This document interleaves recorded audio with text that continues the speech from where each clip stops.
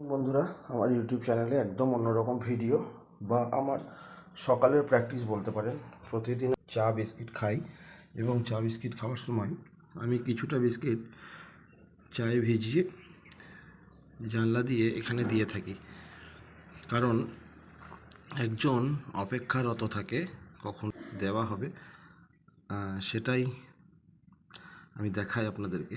কে সে যে এই বিস্কিটের অপেক্ষায় থাকে, চুপি চুপি দেখতে হবে, কারণ ইনিই সেই যিনি অপেক্ষায় থাকেন এবং অলরেডি খাওয়া হয়ে গেছে এই দিকেরগুলো এবং ওই দিকের খাওয়াটা চলছে।